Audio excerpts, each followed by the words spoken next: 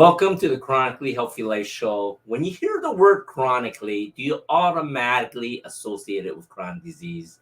We all do. It's been programmed right into us. But what if we flip that whole idea on its head? Let's discover how we can create chronic health in our bodies, our minds, our finances, our relationships, and of course in our lives. Let's jump right on in. I'm Andy, and joining me in everything's my life partner, Minna. Hey, um, do you like me? Most of the time. Do you like your neighbors, your friends? What makes you like somebody and not what makes you don't like somebody? I think for me, I like to be treated the way, I want them to treat me the way I would treat them, if that makes sense. Okay? And you want people to like you also? Preferably, I don't want people hating me, especially the way things are right now, right? So I read an article the other day and it talks about things what makes a people more likable than Mhm. others. And it's not really just about your ethnicity and how you look or your age, your common interest or your style or whatever, right? It's not really about those. Mhm. But there are things that likable people they never do. And that makes them that's why you like them more. So these are things that people can do to be more likable.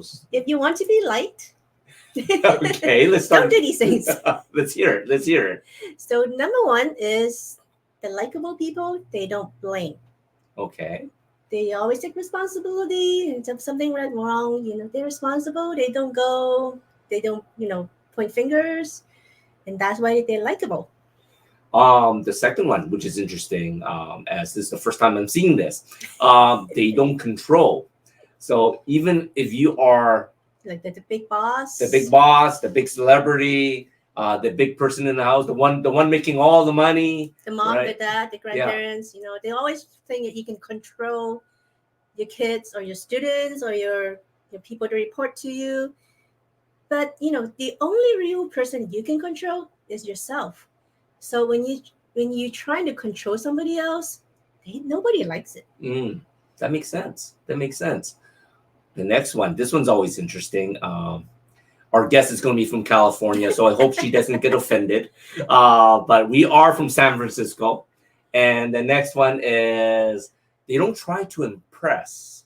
And this is interesting because living in California, San Francisco, particularly in the Bay Area, everyone is trying to out Jonas the other person. Everyone's wearing designer clothes, the clothes, the the car, the car, house, the where purses, the shoes. the kids go to school. It's all those extra activities. My kid's better than your kid, kind of thing. Mhm. So the clothes, the cars, the title, these superficial things, they build a superficial relationship. Mhm. So it's not really a genuine relationship, and that doesn't make people like you just because you have a bigger car, a bigger house. Nice. That's a good one. That's a good one. And that's something that we notice more since we moved to Houston, right? For sure, I think Yeah. people are genuinely nicer to you, Mhm. and they're more genuine. The next one is they don't cling. Yeah, What does that mean? Like your mom. Like my mom. Okay. I'm glad she can't understand English and she's not watching the show. It's basically people cling to someone when they feel like they're insecure or they fear losing them or they just feel like they need to give you more love. It's just clingy. It's never good. It's like cling wrap. You don't want that on you, so don't do it. Oh my gosh. Man, I hope my brother doesn't tell her about this. The next one is they don't interrupt. Yeah, so when you're talking to each other, if you interrupt someone else, it is telling them that you're not listening to them, right? So if I get that a lot, even when I'm working, right? I'm soft spoken, so when I'm talking, some people would just interrupt, and I know that they are not listening to what I have to say. They just have to get out whatever they wanted to say. They just, they vomit it out basically, right? So if you want to be liked, don't interrupt because I don't like people cutting me off. That is so true. That is so true. And to be honest, I am sometimes guilty for that. Because it's like, what are you saying? It's like, this doesn't make any sense. And it's like, I just really have to hold back, try not to interrupt, listen to what they have to say. And I always make sense. All right, the next one. This just is what I just done. They don't whine. Also your mom. Maybe you get that from your mom. Whining makes you feel, it actually makes you yourself, and you whining, it makes you feel worse. It doesn't make you feel better. It just makes you feel like a victim, and it's really just a waste of time complaining. So, don't do it. Next one They is don't criticize. criticize. Everyone's different. No one's better than another one, even if, they can have more money or less money, more educated, less educated. They, I don't know, higher IQ, lower IQ. Everyone's different. Everyone has their purpose. Everyone is here for a reason, but they're all different. So don't criticize because someone is maybe taller than you, or shorter than you, or prettier than you, or hair's longer, hair shorter. I don't know. It's just, there's always something to criticize. Another one that my mom was probably guilty of is they don't preach. I think all parents do that. My parents do too, especially when you're younger. And it's like, if your parents, maybe not just parents, anybody, if you're the more accomplished you are, the more you feel like you have to make people know that you know better than they do. So you tend to preach, or you have like a professor, you have to show people that you know how to do these things. You're a doctor or you're a lawyer. They always have to like kind of show off, preach a little bit that, that they know better than you. And most of the time, maybe not. It's interesting. For doing what I do, I get that a lot from the medical field. You get that a lot, right? Even when you're talking to clients, they sound like they know better than you what's healthy, what's not healthy. But hey, Coke is not healthy. Diet Coke is even worse. So true. The next one, and this one I think a lot of people are guilty of, is they don't live in the past. I think this one is a little tougher. Depending on your past, you learn from your mistakes and you let go. So that's one way to look at it. The other thing is, my best friend, she's a very accomplished student. Like she's like number one in that public exam that everybody has to do. She came number one. So her parents lived that moment forever. Over and over again. Over and over. Even now that she has kids that is all grown up, they still live in that moment. That was their proudest moment. They couldn't let it go. Even now they're accomplished in different ways. Nothing seems to be better than that number one spot when she was, 17 years old. To be fair, it was a pretty big deal. It's like number one spot in Hong Kong. So that was pretty big deal. She's on the newspaper and everything. So, good for her. We are happy for her. But that doesn't define her, right? For sure. She's a great scientist and she has a lot of accomplishments. That wasn't her only thing. So if your parents, let it go. And coming up to number 10, which is what this episode's all about. And that is, they don't let fear hold them back. This one, I do that too, I guess. Like when I feel I'm not really comfortable doing something, you tend to hesitate, or you just waiting for the right moment, or it takes a little longer to think about it. You do more research, more alternative. You get a lot of your clients, I need to do more research on this vitamin. What the hell are they? You don't know what they're researching on. They're just stalling, basically. They're not, because they have fear of, taking the wrong vitamins. Just, so much fear. What are your fears? That's true. I think the fear is a big one that prevents people from taking action in a lot of things. And, in a little while, our coach, Kelly Fox, is going to be teaching us a lot of strategies on how to tackle fear and how that can improve the lives and what fear can be holding you back on. Right. So we'll be right back after these short commercials. All right, strap in, folks. We're about to take a joyride through the fountain of youth. It's Annie Nam from Chronically Healthy Life. Ever wonder why some folks seem to age like fine wine, while others are more like a molded cheese that's been forgotten in the back of the fridge? It's like they got the energy of a Duracell bunny on Red Bull, while the rest of us are running on fumes. Now, You might think hitting the gym and munching on kale is the ticket to eternal youth. But sometimes it feels more like we're just speeding up the aging process. Picture this. You're on the treadmill, feeling like $1,000,000, and suddenly you look down and realize your knees sound like a bag of popcorn in the microwave. Not exactly the sound of youth, am I right? But fear not, my friends, because here's the kicker. It's not just about the number of candles on your birthday cake. It's all about those sneaky little stem cells playing hide and seek inside your body. At the age of 20, you got more of these bad boys than you can shake a stick at. But fast forward a few decades, and they're scarce as a parking spot in downtown Manhattan. But guess what? We got a secret weapon up our sleeves. Phototherapy patch technology without drugs. That's right, folks. With our stem cell activation patches, you can hit the rewind button on aging faster than you can say reverse aging. So if you're ready to reclaim your youth, look younger, feel stronger, and heal faster than a superhero with a side of espresso, then it's time to hop on board the rejuvenation train. Get your stem cell activation patches now at lifewave.com/chronically healthy life. And let's make aging look like yesterday's news. It's not anti-aging, it's reverse aging, baby.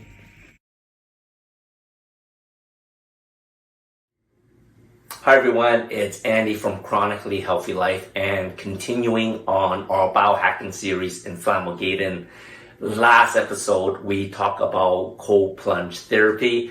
Today, we're diving into the world of PEMF therapy, what a mouthful, or as I like to call it, post-electronic magnetic field therapy for the uninitiated and the unbelievable sore. So buckle up, because this is going to be a shocking ride for you all. So what is PEMF therapy, you may ask? Well, imagine your body is like a smartphone, and PEMF is that magical charging pad that brings your phone back to life. It's like giving your cells a little pep talk saying, hey, you can do it, without the need of caffeine or all those motivational posts that you're probably watching on social media. So PEMF is a master at pain relief. It's like having a tiny masseuse working on your cells, whispering sweet nothings to them until they stop complaining. Whether it is chronic back pain or that mysterious ache you get from sleeping wrong, you know what I'm talking about, because we're all professional athletes when we sleep, right? PEMF's got your back, literally.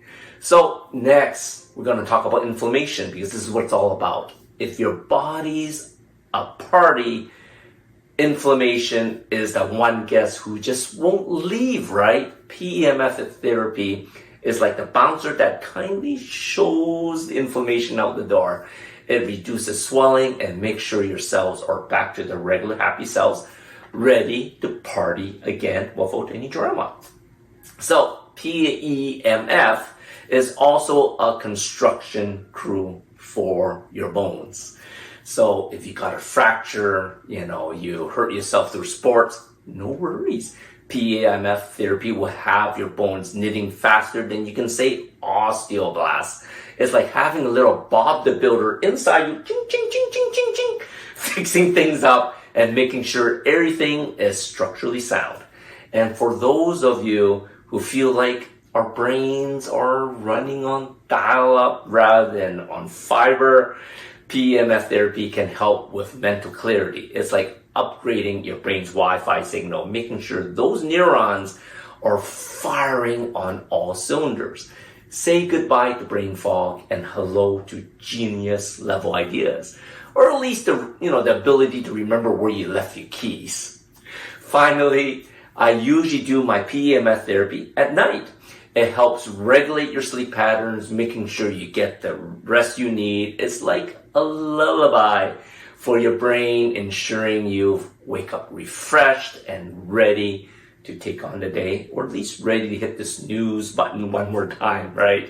So PEMF therapy is like having a superhero on call, ready to swoop in and save the day, whether it's pain, inflammation, or just the need for a good night's sleep. PEMF is here to help. So next time you're feeling just a little bit off, remember there's a pulse electronic field out there with your name or a PEMF mat out there. Scan the QR code and get yours now. I'll see you on my next biohack.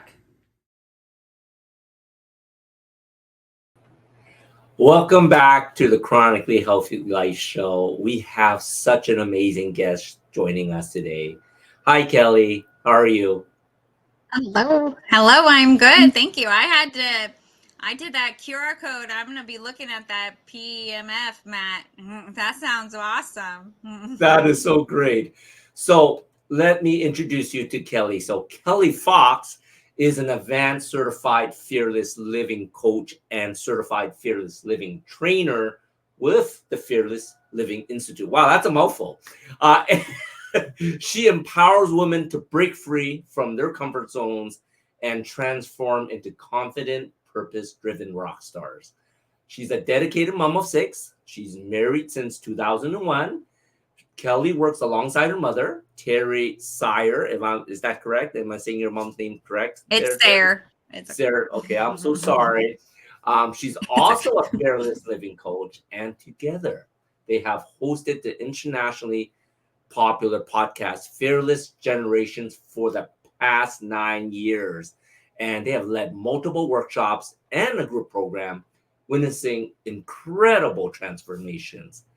Kelly has appeared twice on KSEE 24, the local NBC station, as a coach, and is now a published author with her book, A Mile in Her Shoes. Passionate about living her purpose, Kelly shines her light to encourage others to do the same, inviting everyone to join her when she's on stage and share their own life song. That is so amazing, Kelly. It sounds cool when you read it like that, huh? Wow. So, our episode today is talking about fear. And it seems like you may know a little bit about that. What are your thoughts about fear? Like, why is fear such a big deal? Well, there's fear in everything, and everyone has fear. And there's so many people that I've talked to, and when they hear us say fear, they automatically go to the defensive. Like, oh, I'm not afraid of anything, or they think it's phobias like spiders or heights. But what we talk about is emotional fears. So that fear to open your mouth and speak, go into a room with people you don't know, tell your partner that you love them first. All these different things that we all experience, but we don't necessarily call them fears. So these fears, it sounds like it can really put a wall up in your life if you, like you said, are too afraid to say something, right? It's like that. For instance, for your relationship, that can really jack your relationship, because sometimes I have to shamelessly admit I'm a rom-com guy, okay? And you always watch it when the first person, they love each other, but they're just too afraid to say it, and then the whole movie goes 5-10 years later because they missed their shot, right? So no, I can totally understand where you're talking about that. That is so important with the fear. So what do people do about this? Is because like do the fear come from fear rejection, or is that encoded in their DNA from the way they're brought up? Well, I think we all have some type of experience that has made us feel like we're not enough, or we're inadequate in some way. And that might be pretty or smart or educated or whatever it might be. It's something. And it's usually something that has happened, something that someone has said to us, or not getting chosen for something, right? Being the last one to get chosen for the kickball team or whatever, right? We all have these different experiences that happen, and they accumulate. So when we get older, we've become silent, or we've become arrogant, right? There's two different sides of the coin. We're overconfident, right, to mask these fears that we have, or we're silent and fade into the background because we don't want, people to see that we might be lacking in some way, right? So, everybody has had some kind of experience, regardless of where they were brought up and if they had loving parents or a good school system. It's happened to everyone. Mm-hmm. Mm-hmm. So it sounds like you can be arrogant, overconfident to try to cover your fear, or you could be like the silent little mouse. In general, what do people miss out on that you find if they're trying to mask the fear? Yeah, well, I think they can miss out on living their dream, right? Mm-hmm. Maybe they grew up wanting to be a trombone player, but that didn't make sense to anyone, and so they're an accountant, right? And because they, didn't go for their, go through that fear and do it, even though everyone was telling them not to, they're not living their dream, right? Or something just Mm-hmm. even simple, of going up and saying hello to someone. Oh, we missed that. After you said saying hellos from someone, we can't hear you.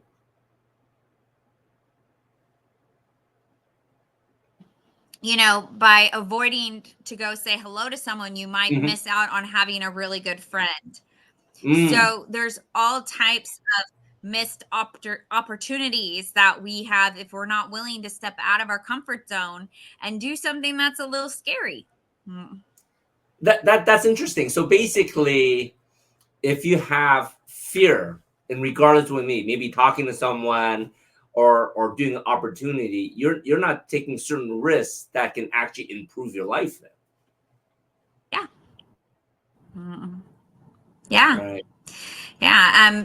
I mean, if you are someone who constantly needs approval, right? Mm-hmm. Like, or you're constantly trying to live up to someone else's expectations, then you're most likely not doing what actually fills you up.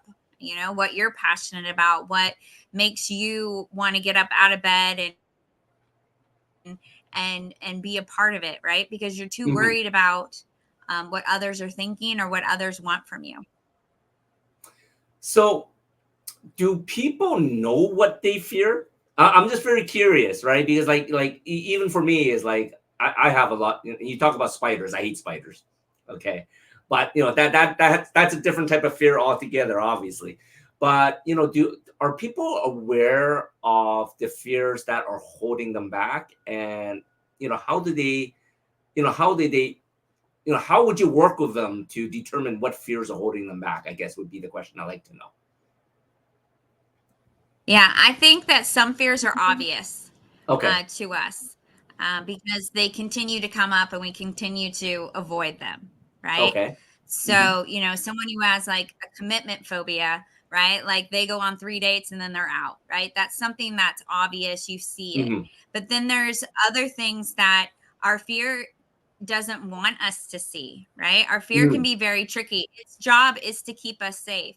So correct. if you see something, then you might address it. And it Hmm. doesn't want you to address it because then you'll leave your comfort zone and you're no longer safe.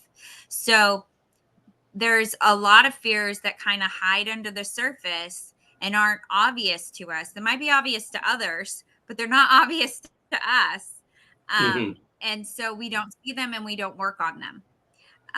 But yeah, I think that there's lots of ways that you can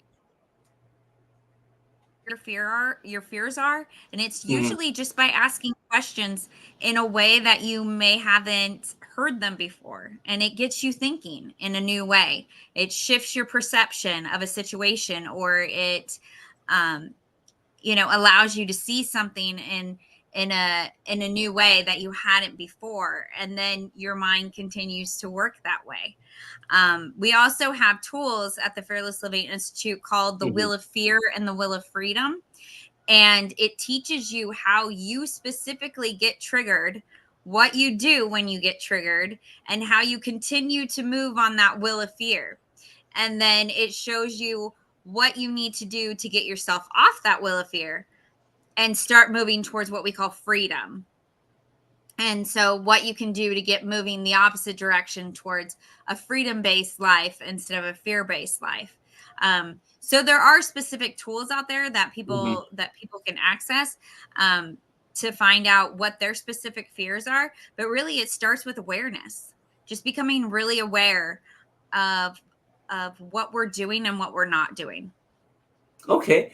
I want to back up a little bit because you said something to me that was very interesting. You mentioned that fear is there to protect us, to keep us safe, right? And it's funny when you said that, I was just thinking about, back in the day, you got the cavemen, hunter gatherers, and there was fear. If you're being chased by a saber-toothed tiger, that is like legitimate fear. But nowadays, like you said, a lot of things isn't life threatening. It's irrational, right?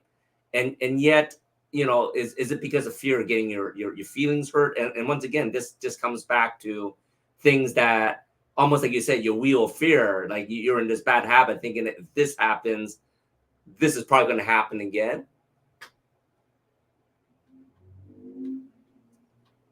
Doesn't know the difference between physical and emotional fear. Okay. Sorry, did I?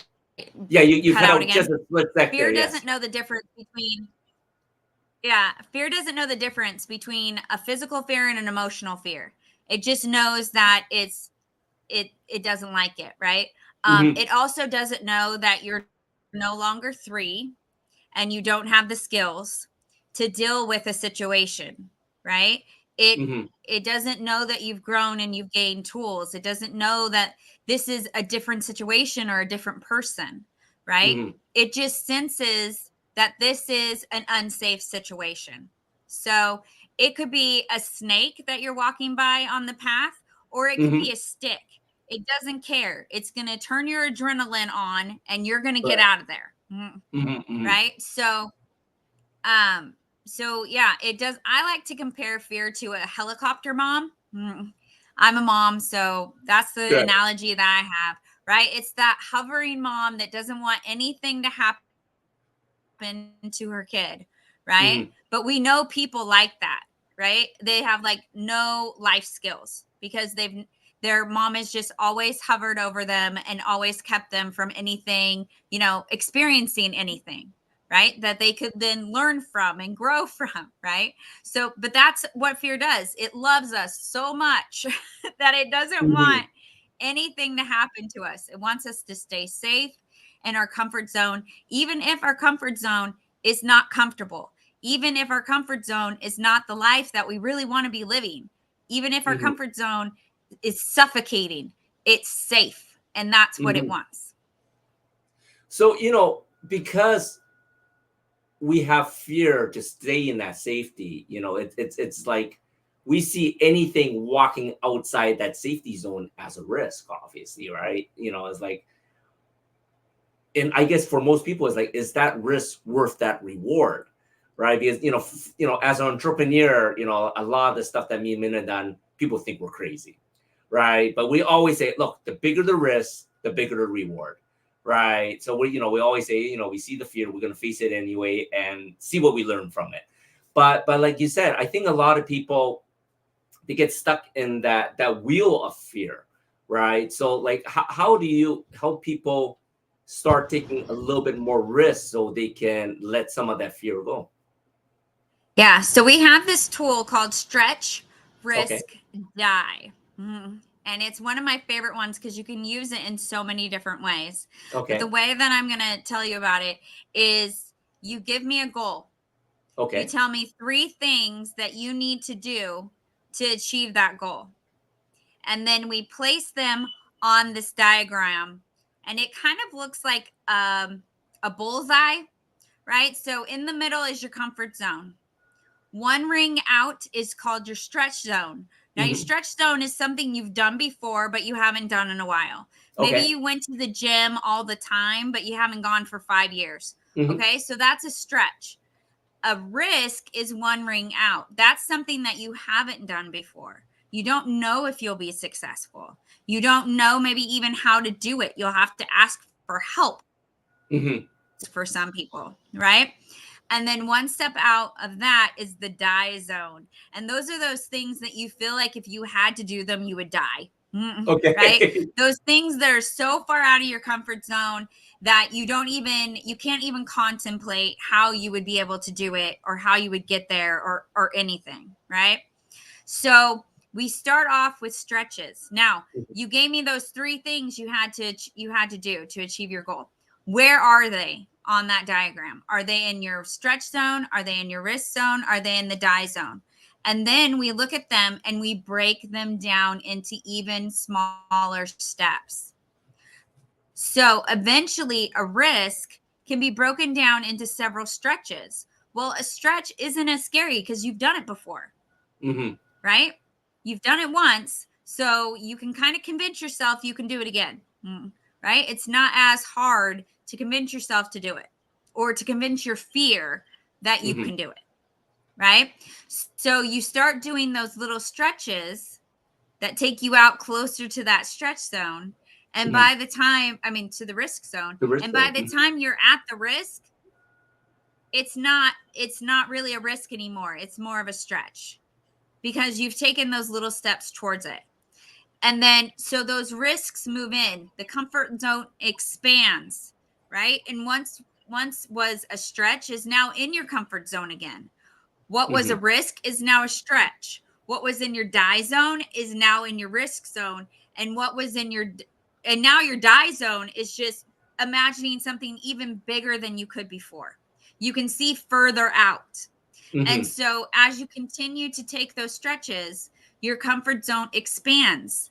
And so all of those things that you need to do to achieve that goal now fit in your comfort zone. And you have even bigger goals and even a bigger dream of what you can accomplish. That's amazing. And I'm just trying to visualize it all in my head. I'm a visual person. Can you give me a hypothetical example, just so our viewers can have a better idea? It doesn't have to be too complicated. Just so they can visualize, like me, how this all works together. Yeah, totally. So for me, when I grew up, I grew up in a community theater in my hometown. Oh wow! And so I was on stage from the time I was 4. And so being on stage and being a character was pretty comfortable for me. So in my comfort zone. Then as I got older, right, and all of those insecurities come with, becoming a teenager and all of that kind of stuff, then it became a little bit more scary to go out for a part. Right. I would be okay just being chorus in the background. I don't need to go out for a part where I have lines and I'll be seen more. Right. So that became more of a risk. Correct. Right. And then, and then I continue to get older. Right. And then I became a coach. Right. Well, I have to be visible for people to know I'm a coach. Right. Yeah. And then I'm not showing up on a stage as a character. I'm showing up as myself. Correct. Right. Okay. Which is, at the beginning, total die zone, right? So far out there. Like, you give me exactly what to say. I get to practice it for a month and then go on stage and say it. Okay, I got that. But you want me to stand up there as Kelly and say stuff from my heart and things that come to my mind and inspiration and all of that kind of stuff?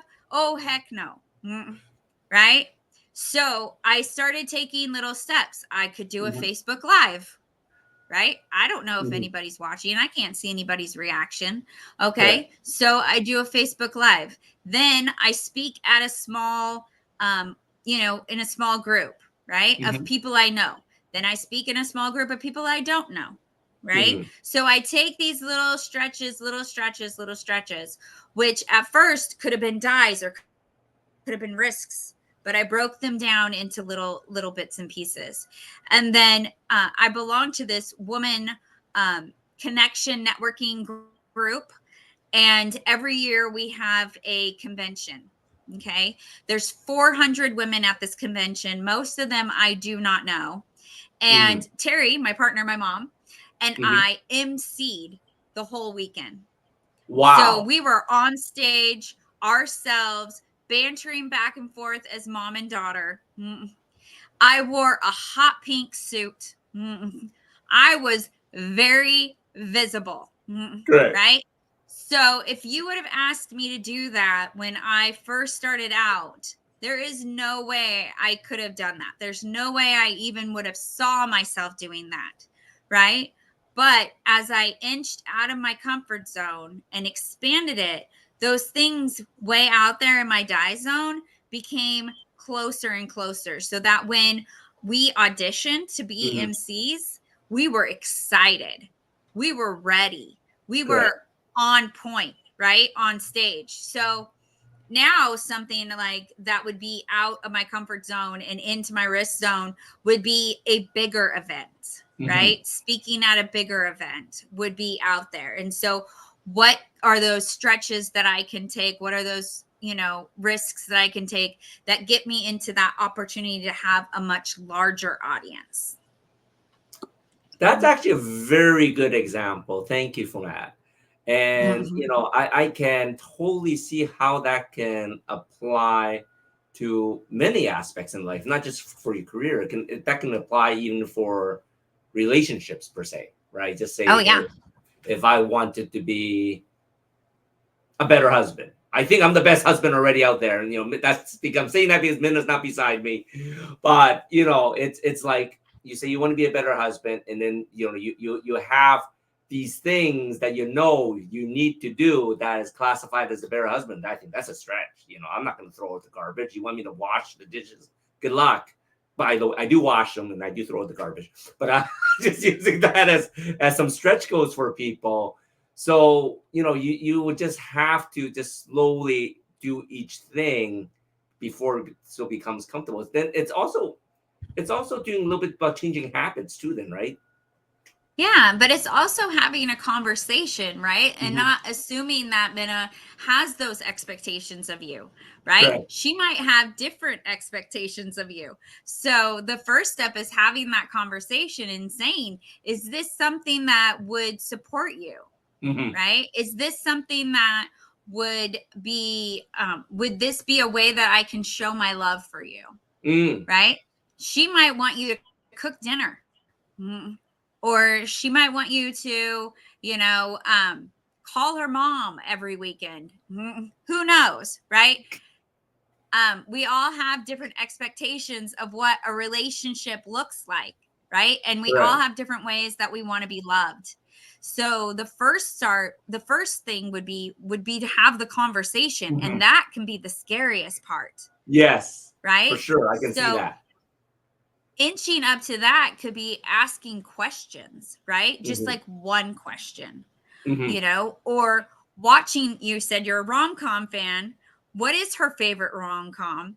What are the things that guy does, right? That maybe that's why she likes it so much, right? You broke my secret, Yeah.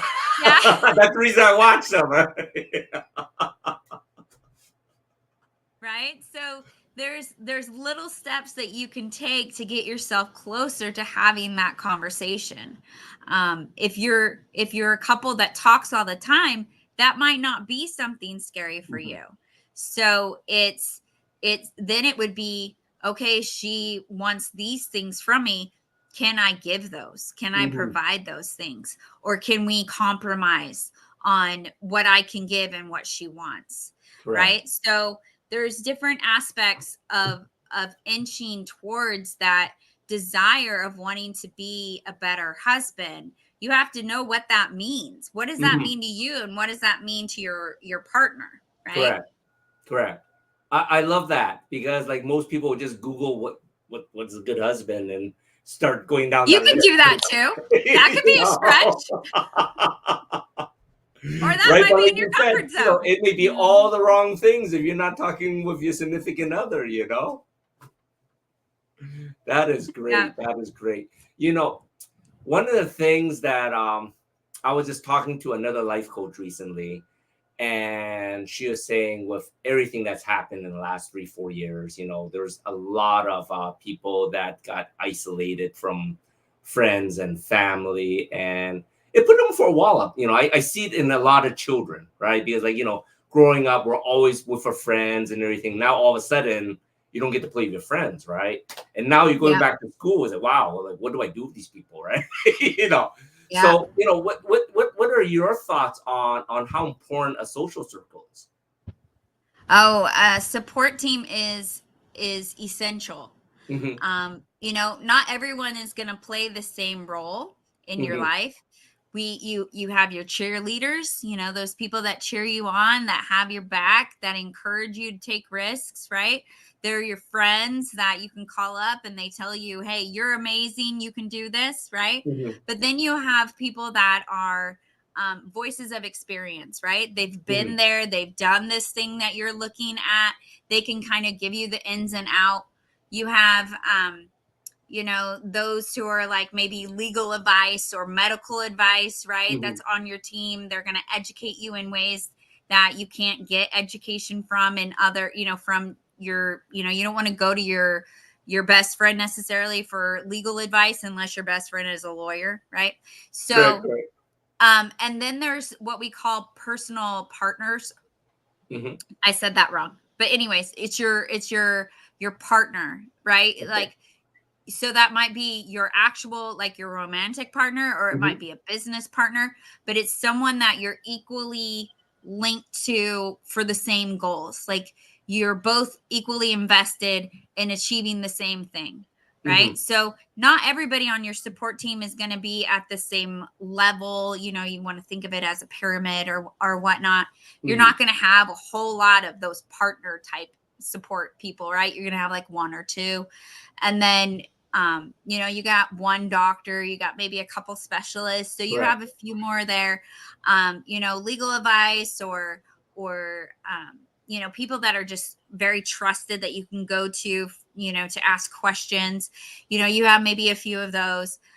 But support buddies or Hmm. cheerleaders, you can have as many of those as you want, Right, right? right. So yeah, it's really essential. Rhonda Britton, the CEO of Fearless Living, where I received my training, she says no one can be fearless alone. Hmm. It's one of my favorite quotes of hers.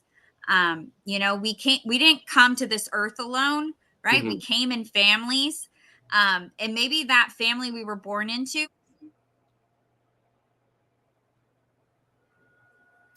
You cut out about maybe that family you're born into. Sorry about that, Kelly.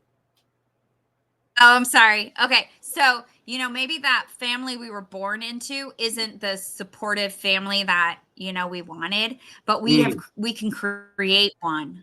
We can create one with friends and grandparent or parent like people and create the family that we do want. So yeah, no one can be fearless alone.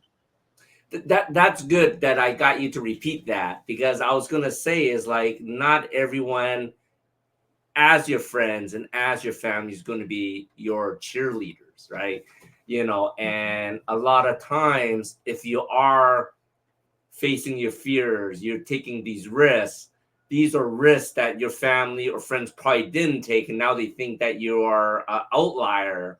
So you're saying that if they're not there for support, it is very important to find a group of people that is lined up with similar visions to support Yeah. you. Is that correct? Yeah, absolutely. Absolutely.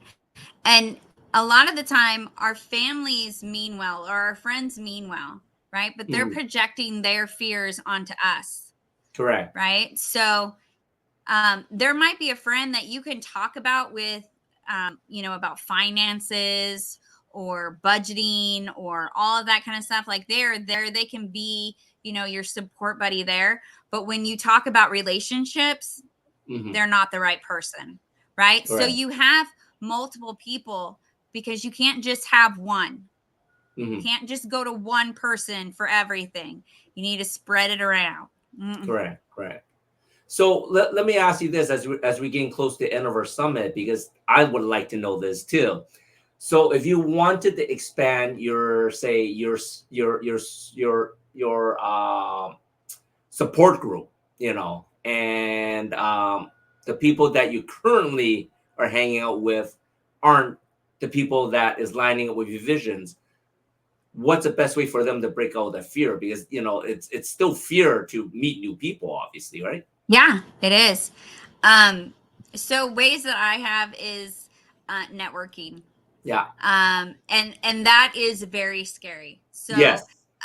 you take however many baby steps you need to meet new people, and that might be you meet them at church, or you meet them at on the sidelines of a soccer game. I have kids, so that's how I think. But you maybe you start up a conversation at the grocery store. You start these little ways. You talk to the person at the cash register. You start these little ways of talking to people you don't know, and it'll become easier and easier. You meet people online, on Facebook.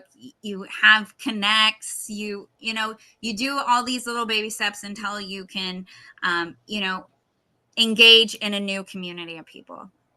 That's amazing, because like I said, I think a lot of people now they're just afraid to go out to meet real people, right? And everything's all virtual. And I love how you say it, just go out there and talk to real people. So Kelly, what is the best way for people to get a hold of you? Best way to get a hold of me is actually Facebook. Okay. You can I'm Kelly Sayre, Sayre, Okay. Fox on Facebook. And you can Facebook message me. That is the easiest way. Or you can email me at kelly@fearlessgenerations.org, which is on the screen right now. Perfect. And but we are on LinkedIn. We're on Instagram as Fearless Generations. So if you look that up, you'll find us, and you can message me. That is so great. And for all the viewers out there, that QR code goes straight to her website. And from my understanding, you have something very exciting happening in a couple of weekends from now, right?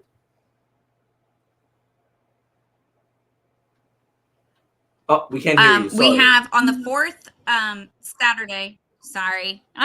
On the fourth Saturday of the month, we do a workshop that is a beginner's course. Or Okay. if you're willing to go deep, it can go deeper. But it's called What is Fear? And you can register for that on our website. And we also have this really amazing retreat that we have going on September 5th through the 8th. And you can find out about the retreat on our website as well. But we usually always have something available. And we have a podcast. We go live every Monday night. And we've been doing it for 10 years. So if you go on our website, there are links to 10 years of episodes. So plenty of information there for you to get to know more about fearless living and more about fearless generations. That is so awesome. So for everyone that's out there, scan that QR code, all the information for her workshop, her free workshop, and her amazing retreat. That sounds like a lot of fun.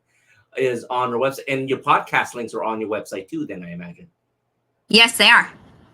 Perfect. Thank you so much for all your wisdom on fear today, and we would love to have you back at a future episode. I would love to. Talk to you soon, Kelly. All right, bye. We all hope to age gracefully so we can enjoy later years with energy, vitality, and good health. But so often with age, our bodies show signs of things just aren't the same as they used to be. Our energy, skin, healing recovery time, and sleep all go downhill. If you had physical trauma that happened to your body like I did, this happens much faster. I felt like a 30-year-old trapped in an 80-year-old body. But do you remember as kids, the boundless energy we had, how fast we recovered? This is not because of getting old, but because of active stem cells inside our bodies.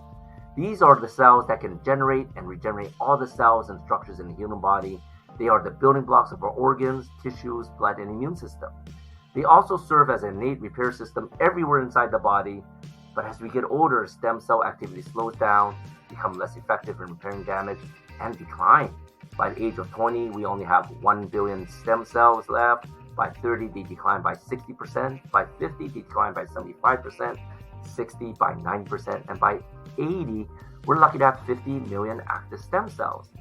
But what if we can naturally stimulate our bodies to reactivate and regenerate new stem cells through phototherapy without drugs? Now we can with our LifeWave X39 stem cell activation patches. Reclaim your youth and look younger, feel stronger, perform better, and heal faster. Get your patches now at lifewave.com/chronically healthy life. It's not anti-aging, it is reverse aging. Hello, we are Mutts and Meows Rescue, a 501c3 nonprofit, foster-based, no-kill group. Mutts and Meows Rescue pulls dogs and cats from surrounding shelters in the greater Houston area. We even pick up dogs and cats abandoned on the streets. Mutts and Meows Rescue is foster-based and rely on your donations to keep rescuing.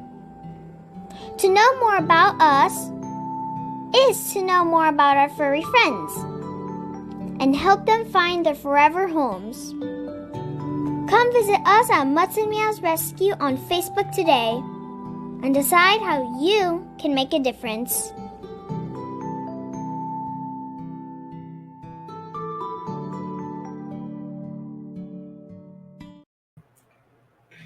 Welcome back to the Chronically Healthy Life show. That was I learned quite a bit from Kelly there. You're not the perfect husband.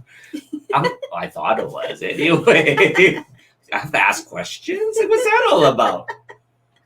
But I like how she put in perspective how you have a different zone of the stretch zone and the ultimately the death zone. Right? Yeah, the stretch, risk, and death zone is like, wow, who wants to get into the death zone? But that works really well. It's like it does. As you stretch further out, there's no longer a risk, and it just I think I'm gonna start using that.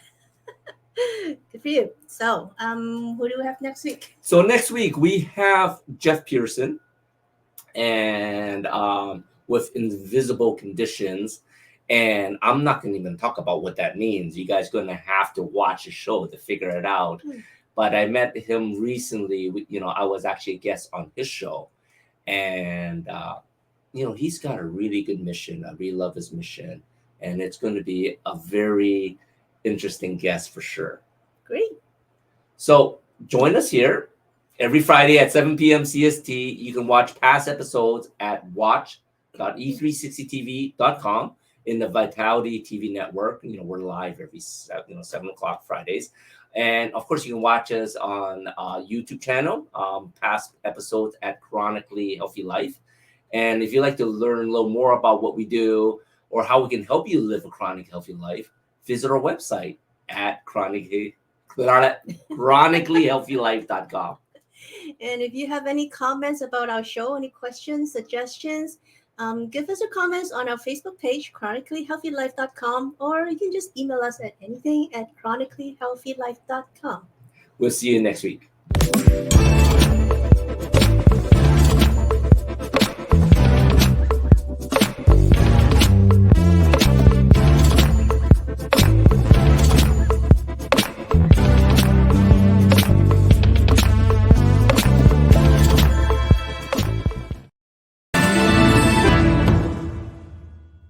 Jeff Pearson here, host of Invisible Condition, where we talk about all the people who are living and thriving with all those conditions that you can't necessarily see from the outside. Join me every Tuesday and Friday at 10 a.m. Mountain Time on E360 TV.